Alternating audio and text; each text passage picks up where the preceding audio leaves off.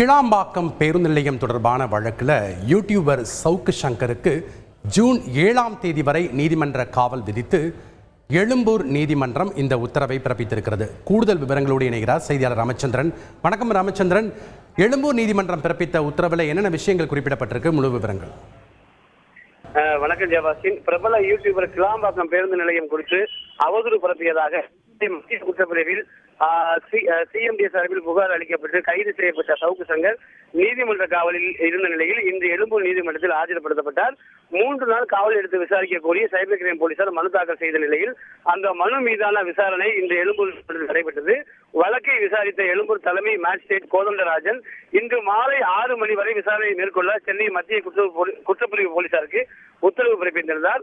அதன் அடிப்படையில் நீதிமன்றத்திலிருந்து பலத்த பாதுகாப்புடன் சென்னை காவல் ஆணையர் அலுவலகத்தில் சவுக்கு கொண்டு செல்லப்பட்டு அங்கு 3வது தளத்தில் 6 மணி நேரம் விசாரணை செய்தனர். விசாரணைக்கு பிறகு மீண்டும் போலீஸ் பாதுகாப்புடன் எழும்பூர் நீதிமன்றத்தில் ஆஜர்படுத்தப்பட்டார். இந்த வழக்கை மீண்டும் அடுத்த மாதம் 7ஆம் தேதிக்கு ஒத்திவைத்து எழும்பூர் மேஜிஸ்ட்ரேட் கோதண்டராஜன் உத்தரவு பிறப்பித்துள்ளார். அது மட்டுமல்லாமல் சவுக்கு சங்கரை கோவை மத்திய சிறையில் அனுப்பாமல் சென்னை உயர்நீதிமன்ற நீதிபதியின் உத்தரவின் பேரில் சென்னையில் இருக்கக்கூடிய புழல் மத்திய சிறைக்கு அழைத்து செல்லப்பட்டுள்ளார்.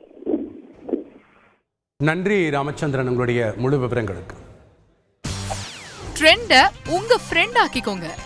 யூடியூப்ல 1 கோடி சப்ஸ்கிரைபர்கள் கொண்ட உங்கள் தந்தி டிவியோட இணைந்திருங்க.